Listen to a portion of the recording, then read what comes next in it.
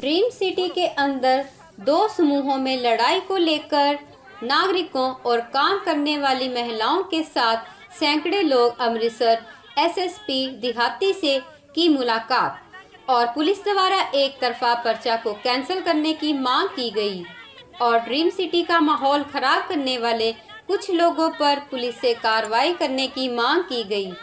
क्या है पूरा मामला, आइए जानते हैं। बने रहें वीडियो के साथ। स्टार इंडिया न्यूज़ अमृतसर से गौरवप्रीत के साथ रेखा सुरिंदर सिंह रंधावा, पिंड मानावाला कलां, तहसील जिला अंमृतसर। मेरा छोटा भाई सुखराज सिंह मानावाला कलां का सरपंच है। अज तो 2 दिन पहलों 27 तरीक सी, उस दिन ड्रीम सिटी के आदमियों ने फोन किया भी सरपंच साहब साडा जिहड़ा पिछला गेट चीते वाले कलों तो आउंदा वा, जिन्नी भी साडी लेबर काम करते लेडीज आउंदी आ सर्वेंट, वो सारी उधरों आउंदी आ। वो साडा जिहड़ा लॉक आ गेट नूं लॉक किया गया वा। असीं बड़े परेशान हैं, साडे घर दे बड़े परेशान आ, तो लेडीज भी बहुत परेशान आ कि सानूं उत्तों दी 1.5-2 किलोमीटर तुर के आउणा पैंदा वा। रस्ते 'च मिस हैपिंग हुंदियां वा, कई मोटरसाइकिल वाले मुंडे खरूद करदे आ। साडा ये गेट खिलाया जावे। सुखराज सिंह जी सरपंच जो मानावाला, वो मौके ते गए, उन्होंने मौके ते गलबात सुनी, सारिਆਂ ਦੀ दोनों पार्टियों की गलबात सुनी, पर उन्होंने मौके ते लॉक खोलण की कोई हामी नहीं भरी। वो चाहते सी जे गरीब आदमी आउंदे जिहड़े आ ये उत्तों दी आउण, पर बड़े परेशानी पिंड का मुखी होने के करके उन्होंने जो स्टैप किया चुक्या उन्हें चुकना पिया। उन्हें रस्ता खिलाया।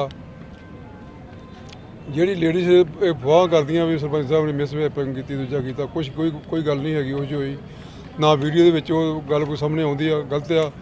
उस तो होर इलावा वीडियो बनिया वा, लेडी दूजे पासे आ, गेट लगा वा, सरपंच साहब ने दूजे पासे आ, होर भी परसन हैगे आ, तो वीडियो तो गलबात भी हुई आ।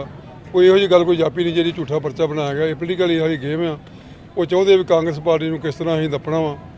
तो आम पार्टी चाहती आ भी असीं धक्के दे नाल ही चंगे बंदे नूं नप्पिया जावे, क्योंकि सरपंच साहब एक बहुत ही ईमानदार आ। तुसीं उन्हां दी पिंड दे विच माना कलां दी वेखो भी उन्हें कितनी पिंड दी डिवेलपमेंट कराई आ, बड़ी ईमानदारी नाल कराई आ। ड्रीम सिटी की गल भी सुणदे आ, कोई भी जो आवाज़ मारदे ड्रीम सिटी उस वेले जांदे आ, उन्हां दा काम कार करदे आ। पर जो भी धक्का सरकार ने किया वा बहुत निंदनीयोग आ। ये नहीं चाहिए। जे पिंड का कोई मुखी आ, मुखी अपने परिवार के काम नहीं आऊगा तो कौन आऊगा दसो तुसीं? ना उत्थे MLA वाले, ना उत्थे होर कोई आवे। ये सरपंच ने आके मौका वेखना हुंदा ना की गल हैगी आ। मेरे जिहड़े वसनीक आ जिन्हां वोटां पाईयां वा, इन्हां दी गल सुनी जावे, क्योंकि गरीब आदमी एक पासे तो आम आदमी गरीब आ, गरीब की बांह फड़नी चाहिए आ। खास करके लेडीज़ आ, लेडीज़ ने उतों विचारियां काम तो मिलता, रोजगार मिलिया उन्होंने, वो लागों गेट से 5 मिनट अंदर एंटर हो जांदियां वा। उत्तों दी उन्होंने 1.5-2 किलोमीटर वाल पैंदा वा। दसो उन्होंने गरीब आदमी ने की कसूर किया वा? सोचा जाए ना, वो गया वा गरीब आदमी वास्ते गया वा। इन्ना गरीब आदमी जी। हाँ जी मैम, अपना नाम बोल के की मसला है? डॉक्टर गायत्री, मैं ड्रीम सिटी में रहती हूँ। पिछले मैं 2 साल से यहाँ पे हूँ। पिछले कुछ महीनों से जो एक RW इलेक्टेड RW बनी थी, उसकी जगह पे कुछ लोगों ने मिलकर RWS बना ली कि हम लोग उसके प्रधान हैं। उसमें रिकी संधू है, रचना मरवाहा है, सोनिया है, कुछ और लोग भी हैं जिनके नाम अभी मुझे नहीं पता है।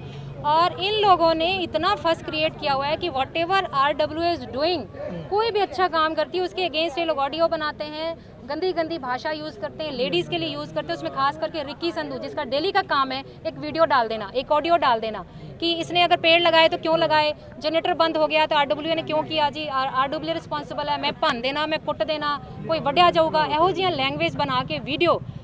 मैडम तुसी अपने घर अपना देखो, अगड़ा देखो, पिछोकड़ देखो, ये गंदी गंदी वीडियोस ऑडियोस ये बंदा डालता है। But nobody has replied because we all are civilised people and wanted to live with the peace and harmony in the dream city. अब उसका फ़ायदा उठा के कि RW शायद चूड़ियाँ पहन के बैठी है या इनके लोग बैठे हुए हैं, तो इसने अब ये फ़ायदा हुआ कि इसने अब कहना शुरू किया कि हम प्रधान हैं और तुम लोग मेड सारी हमसे कार्ड कूड बनवाओ, वट एवर इशू, पूरा इशू मुझे नहीं पता है। तो इन्होंने कहा कि हमारे ऑलरेडी कार्ड बने हुए, हम क्यों बनवाएं, ठीक है।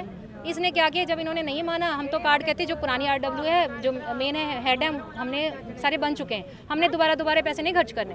उसने क्या किया, इसका राइवल का बदला लेने के लिए जिस एंट्री से जिधर से ये लोग आती थी वो दरवाज़ा बंद कर दिया। नेक्स्ट डे दे केम, वहाँ खड़ी रही, रिक्वेस्ट किया इन्होंने कि दरवाज़ा खोल दो, हमें भी नहीं पता था, हमें तो नेक्स्ट डे पता चला, ठीक है दरवाज़ा खोल दो, उसके बाद सारा इशू आपको बता ही दिया गया। बेसिकली ये चीज़ है कि अपनी प्रधानगी हमने करनी, एक इलेक्टेड बॉडी RWA को ये लोग चैलेंज करते हैं, ठीक है। अब RWA एक बनी होती है आपकी प्रॉब्लम को आगे लेके जाने के लिए, कोई प्रॉब्लम है आप आके बात कीजिए, आप सामने आके बात कीजिए। देखिए कोई इशू आपको लग रहा है कि कोई पर्सनल इशू, कोई रावलरी है इस बंदे के साथ या उस लेडी के साथ, अब वो कहती है कि मैं प्रधान हूँ जी, और धमकियाँ देना, ऐसे करना वैसे करना, नोबडी लाइक्स। अब इतनी सारी लेडीज हैं, कोई पसंद नहीं करती उस लेडी को। आज यहाँ पर पहुँचे जस्टिस के लिए, किससे मिलने जा रहे हैं? पुलिस कमिश्नर को कंप्लेंट करेंगे, SSP को कंप्लेंट करेंगे, किसको कंप्लेंट करेंगे? जितनी अथॉरिटीज़ हैं, मुझे अभी पूरी डिटेल नहीं पता है कि कहाँ पे जानी चाहिए, तो जितनी अथॉरिटीज़ हैं हम इन गरीब लोगों के साथ हैं जिनका सरपंच बंद हुआ है, और दे वर क्राइंग लाइक एनीथिंग कि हमारा सरपंच बाहर लेके आओ, जिसके ऊपर झूठा लगाया, और कुछ हमारे ड्रीम सिटी के सिविलाइज लोगों के ऊपर भी उसने इल्ज़ाम लगाया है। They are so nice people, कोई ऐसी बात आप बुजुर्गों ने बताई है जो वहाँ पे आई विटनेस थे, और ऐसे करके एक कानून का मिसयूज़ करके जब देखा कि ताला तो टूट गया, सरपंच साहब ने ताला तोड़वाया, जैसे भी है जो भी है, मुझे detail because I am doctor, I was busy, तो मुझे सारे इंसिडेंट्स पता चला, तो उसमें कुछ भी ऐसा नहीं था। He has worked for the people of his village, कि गरीब हैं उनको आने दो, उसमें उसने क्या बुरा किया, और उस दौरान जो भी बातचीत हुई है। लेकिन लगता है कि लेडीज की जो इज्जत है वो भी दाग की जा रही है इसलिए। मेरा नाम नेहा मरवाहा है। पॉइंट सिर्फ ये है कि एक लेडी जिसका नाम सोनू है फ़ायदा उठा रही है वो। अगर देखो आप आगे होगे और जेंट्स आपको पीछे कर रहे हैं, तो आपको अगर कहीं टच हो गया और आप उस पर गलत इल्ज़ाम लगा रहे हो कि उसने मेरे को टच किया, तो इसका ना तो उनके पास प्रूफ है कि इन्होंने टच किया है, ना जेंट्स के पास प्रूफ है कि हमने नहीं टच किया। ये आपको इंटेंशन ही समझनी पड़ेगी कि देखो जेंट्स पीछे हो रहे हैं कि सोनू तो दूर से बात कर, और वो ऊपर चढ़ रही है और बाद में बोलेगी कि मेरा टच हो गया, तो दिस इज़ वेरी बैड। अपना औरत होने का गलत फायदा तो एटलीस्ट मत उठाओ। और कोई भी झगड़ा था, जरा सी बात थी कि दरवाजा नहीं खोला है, भाई मेड ने एंटर करना है, कोई बड़ा पॉइंट है ही नहीं है, और इतनी सी बात को लेके झगड़ा करें कि दरवाजा खोलना है। लेकिन प्रेस्टीज इशू बना लिया है कि ताला हमने लगाया है और ताला तुमने तोड़ा कैसे। सिर्फ एक प्रेस्टीज इशू था कि 3 लोगों ने ताला लगाया, और अगर पीछे सरपंच ने ताला तोड़ दिया तो हमारी बेइज्जती हो गई। अब बेइज्जती हो गई तो उसका बदला कैसे लेना है? बदला लेने के लिए कोर्ट केस डाल दो, ये डाल दो कि हमारे को टच किया, हमारे को ये किया, हमारा वो किया। सारा पॉइंट सिर्फ ये है कि ताला तोड़ने की वजह से जो उनका प्रेस्टीज इशू बीच में आया, उसका बदला लेने के लिए उन्होंने ये इल्जाम लगाया कि लेडीज को गलत तरह से टच किया गया है और फॉल्स लैंग्वेज यूज की, जबकि फॉल्स लैंग्वेज उन्होंने स्टार्ट की थी कि किस मतलब कि गंदे वर्ड से दरवाजा किसने ताला लगाया, ऐसे करके उन्होंने बोला हाँ हमने किया। मतलब अगर एक जैसे हम ही है, अगर कोई झगड़ा हो रहा है तो हम ऐसा नहीं बोलेंगे। गाली उसने शुरू की तो जेंट्स ने बोला कि तू फिर रिस्पॉन्स में उन्होंने दी, और जेंट्स पीछे हो रहे हैं और वो ऊपर चढ़ रही है, ये पॉइंट है बस। लेकिन दो ਜਿਹੜੀ ਲੇਡੀਜ਼ ਨੇ ਉਹਨਾਂ ਦੇ ਨਾਮ ਕੀ ਨੇ ਤੇ ਉਹਨਾਂ ਦੇ ਹਸਬੰਡ ਕੀ ਕਰਦੇ ਨੇ ਬੇਸਿਕਲੀ? हस्बैंड का तो मुझे पता है, रचना मरवाहा, एक मेडिसिन की शॉप है, उसे एक ही मेडिसिन की शॉप है, एक मर्चेंट नेवी में यहाँ ही रहता है। उसने अपना फायदा उठाया मर्चेंट नेवी में होने का। यहाँ पर आपके मेरे साथ मैं भी 6 साल से रह रही हूँ, वो भी 6 साल से रह रही है, इकट्ठे शिफ्ट हुए थे। तो कारण क्या समझते हैं इसके पीछे? सबसे बड़ा कारण क्या समझते हैं? क्या लगता है कि जस्ट एक प्रेस्टीज इशू के ताला मैंने मारा है, क्योंकि जैसे ड्रीम सिटी में 2 RWA या कुछ भी बन रही हैं, ताला हमने लगाया है, दूसरी टीम ने कैसे तोड़वा दिया, बस यही इशू है। तो लीडरशिप लेने के लिए हाँ बस this is all about leadership. और आपका एक प्रेस्टीज इशू है कि ताला मैंने लगाया था, उसने तोड़ा कैसे, और खुद ऊपर चढ़ के औरत होने का फायदा उठाया, दैट्स इट। औरत का जो अपना जो कहते गहना होता है वो शर्म का होता है, लेकिन लगता है कि ऐसा जो मामला देखो अगर कहीं जेंट्स लड़ रहे होंगे तो मैं बीच में जाके नहीं बोलूंगी, मुझे सिर्फ बुलाया गया कि हम लेडीज खड़ी हैं तो मैं पॉइंट रखूंगी। अगर जेंट्स लड़ रहे हैं तो मैं बीच में जाके बोलने नहीं लग पड़ूंगी। तो अगर वो बीच में जाके बोल रही है, ऊंची गलत लैंग्वेज यूज कर रही है, तो उसके बाद अगर उसको टच हो गया तो उसका वो इशू बना रही है, तो उन बेचारे जेंट्स का सोचो। देखो हमारे आप भी जेंट्स हो, हमेशा जेंट्स नहीं गलत होते। हाँ जी कुलविंदर मेरा नाम। ਕਿਹੜੇ ਪਿੰਡ ਤੋਂ ਜੀ? हाँ जी चीतिया तो ਕਿ ਜਿਹੜਾ ਰਸਤਾ ਰੋਕਿਆ ਗਿਆ ਸੀਗਾ ਉਹ ਕੀ ਮਾਮਲਾ ਕੀ ਸੀਗਾ ਜਿਹੜਾ ਸਾਰਾ ਰਸਤਾ ਰੋਕਿਆ ਗਿਆ? ਸਾਨੂੰ ਪਤਾ ਨਹੀਂ ਸੀ ਕਿ ਪਰ ਇਹਨਾਂ ਨੇ ਤਾਲਾ ਕਿਹੜੀ ਗੱਲੋਂ ਲਾਇਆ, ਪਰ ਇਹਨਾਂ ਤਾਲਾ ਲਾ ਦਿੱਤਾ ਸੀ। ਕਿਹੜੀ ਕਲੋਨੀ ਨੂੰ ਲਾਇਆ ਸੀਗਾ ਤਾਲਾ? ਇਹਨਾਂ ਨੇ ਜਿੱਧਰ ਜਿਹੜੇ ਚੀਤਿਆਂ ਥਾਣੀ ਲੇਵਰ ਲੰਘਦੀ ਨਾ ਉਧਰਲੇ ਪਾਸੇ ਲਾ ਦਿੱਤਾ ਸੀ। ਸਾਨੂੰ ਨਹੀਂ ਪਤਾ ਕਿਹਨਾਂ ਲਾਤਾ। ਅਸੀਂ ਜਦੋਂ ਗਏ ਤੇ ਉੱਥੇ ਤਾਲਾ ਲੱਗਾ ਹੋਇਆ ਸੀਗਾ। ਫਿਰ ਅਸੀਂ ਇਦਾਂ ਹੀ ਵੀ ਰੌਲਾ ਰੱਪਾ ਪੈ ਗਿਆ ਉੱਥੇ ਵੀ ਧਰਨਾ ਲੱਗ ਗਿਆ। ਜਨਾਨੀਆਂ ਨੇ ਕਿਹਾ ਕਿ ਆਪਾਂ ਉੱਪਰ ਦੀ ਨਹੀਂ ਜਾਣਾ, ਆਪਾਂ ਇੱਥੇ ਹੀ ਬਹਿ ਜਾਂਦੀਆਂ ਆ। ਫਿਰ ਭਾਜੀ ਨਹੀਂ ਆਏ ਆ, ਰਜਾਮੰਦੀ ਨਾਲ ਤਾਲਾ ਖੋਲਣ ਦੀ ਕੋਸ਼ਿਸ਼ ਕੀਤੀ ਪਰ ਨਹੀਂ ਖੁੱਲਿਆ।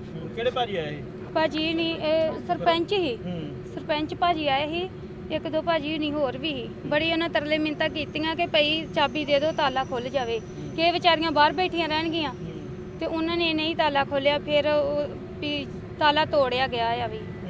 ਪਰ ਇੱਕ ਮੈਡਮ ਆਈ ਸੀ ਜਿਹੜੀ ਉਹ ਬੜੀ ਸੋਨੂ ਮੈਡਮ, ਉਹਨਾਂ ਨੇ ਬੜੇ ਬਦਤਮੀਜ਼ੀ ਨਾਲ ਉਹਨਾਂ ਨਾਲ ਗਾਲਾਂ ਕਾਂਡਾ ਵੀ ਗਾਲਾਂ ਗੁਲਾਂ ਉਹਨਾਂ ਨੂੰ ਦੇਣ ਦਾ ਵੀ ਤੁਸੀਂ ਭਾਈ ਗਾਲਾਂ ਨਹੀਂ ਦੇ ਕੇ ਦੱਸ ਸਕਦੇ ਤੁਹਾਨੂੰ, ਮਤਲਬ ਕਿ ਬਹੁਤ ਗਾਲਾਂ ਗਲਤ ਵਰਡ ਬੋਲਦੀ। ਉਹ ਕਹਿੰਦੀ ਕਿ ਤੁਸੀਂ ਵੀ ਕੌਣ ਹੁੰਦੇ ਜੋ ਤਾਲਾ ਖੋਲ੍ਹਣ ਵਾਲੇ। ਤੇ ਉਹਨਾਂ ਨੇ ਕਿਹਾ ਕਿ ਜੇ ਗਰੀਬ ਰੋਟੀ ਖਾਣ ਡਿਆ ਤੇ ਨੰਗਣ ਦੇ ਵਿੱਚ ਕੋਈ ਹਰਜ ਨਹੀਂ ਹੈਗਾ ਵੀ, ਪਰ ਉਹਨਾਂ ਨੇ ਇਹ ਗੱਲ ਨਹੀਂ ਸੁਣੀ ਵੀ। ਫਿਰ ਉਹਨਾਂ ਨੇ ਵੀ ਉਹ ਪਛਾਣ ਨੂੰ ਜਾਈ ਜਾਂਦੇ, ਇਸ ਤਰ੍ਹਾਂ ਕਰ ਭਾਜੀ ਨਹੀਂ ਪਛਾਣ ਨੂੰ ਜਾਈ ਜਾਂਦੇ। ਜਿਹੜੀ ਮੈਡਮ ਸੀ, ਦੋ ਮੈਡਮਾਂ ਸੀ, ਉਹ ਦੋਵੇਂ ਉੱਪਰ ਚੜ੍ਹਦੀਆਂ ਜਾਂਦੀਆਂ ਸੀ ਉਹਨਾਂ ਦੇ, ਕਿ ਉਹਨਾਂ ਨੂੰ ਕੁਝ ਅੰਗਰੇਜ਼ੀ ਵਿੱਚ ਕਹਿੰਦੀਆਂ ਸੀ ਵੀ ਮਤਲਬ ਕਿ ਪਤਾ ਨਹੀਂ, ਮੈਨੂੰ ਇਹ ਨਹੀਂ ਸਮਝ ਲੱਗੀ ਕੀ ਕਿਹਾ ਉਹਨਾਂ ਨੇ। ਤੇ ਤੁਹਾਨੂੰ ਜਦੋਂ ਤੁਸੀਂ ਰਸਤਾ ਬੰਦ ਕੀਤਾ ਸੀਗਾ ਉਧਰੋਂ ਕਿੰਨਾ ਰਸਤਾ ਪੈਂਦਾ ਸੀ ਤੇ ਵੱਲ ਕੇ ਕਿੰਨਾ ਰਸਤਾ ਪੈਂਦਾ? ਜਿਹੜਾ ਇੱਧਰ ਦਾ ਰਸਤਾ ਅੱਧਾ ਘੰਟੇ ਦਾ, ਜਿਹੜਾ ਉੱਪਰ ਦਾ ਰਸਤਾ ਉਹ 2 ਘੰਟਿਆਂ ਦਾ ਹੈ। 2 ਘੰਟੇ ਲਾ ਕੇ ਫਿਰ ਤੁਸੀਂ ਜਾਂਦੇ ਕੰਮ? ਹਾਂਜੀ 2 ਘੰਟਿਆਂ ਦਾ ਹੈ। ਕਿੰਨੀਆਂ ਟੋਟਲ ਮੇਡ ਕਿੰਨੀਆਂ ਹੈਗੀਆਂ ਤੁਹਾਡੇ ਨਾਲ? ਉਧਰ 400 ਮੀਟਰ ਹੈਗੀ ਆ ਵੀ। ਤੇ ਫਿਰ ਹੁਣ ਰਸਤਾ ਖੁੱਲਿਆ ਵਾ ਤੇ ਕੀ ਹਾਂਜੀ। ਹੁਣ ਮਾਮਲਾ ਕੀ ਬਣਿਆ ਕਿ ਰਸਤਾ ਖੋਲ ਤੇ ਦਿੱਤਾ ਆ, ਤੇ ਪਰ ਜਿਨ੍ਹਾਂ ਨੇ ਸਾਡੀ ਮਦਦ ਕੀਤੀ ਸੀ ਇਹਨਾਂ ਨੇ ਤਾਂ ਉਹਨਾਂ ਨੂੰ ਵੀ ਅੰਦਰ ਕਰ ਦਿੱਤਾ ਆ, ਤੇ ਫਿਰ ਸਾਡੀ ਹੁਣ ਮਦਦ ਕਰਨ ਲਈ ਤੇ ਕੋਈ ਹੈਗਾ ਹੀ ਨਹੀਂਗਾ ਵੀ। ਫਿਰ ਹੁਣ ਸਾਡੀ ਕੋਲ ਇਲਜ਼ਾਮ ਉੱਤੇ ਲਾ ਕੇ ਤੇ ਉਹਨੂੰ ਅੰਦਰ ਕਰਦਾ, ਤੇ ਹੁਣ ਜੇ ਉਹ ਅੰਦਰ ਰਹਿਣਗੇ ਤੇ ਕੱਲ ਨੂੰ ਫਿਰ ਸਾਡੇ ਤੇ ਕੋਈ ਇਹੋ ਜਿਹਾ ਟਾਈਮ ਆਊਗਾ ਤੇ ਫਿਰ ਸਾਡੀ ਮਦਦ ਤੇ ਕੋਈ ਨਹੀਂ ਕਰੂਗਾ। ਕੀ ਲਾਇਆ ਉਹਨਾਂ ਨੇ? ਉਹਨਾਂ ਨੇ ਇਲਜ਼ਾਮ ਲਾਇਆ ਕਿ ਇਹਨਾਂ ਨੇ ਮੇਰੇ ਨਾਲ ਗਲਤ ਵਰਡ ਕੀਤੇ ਆ ਵੀ, ਗਲਤ ਬੋਲਿਆ ਆ ਵੀ।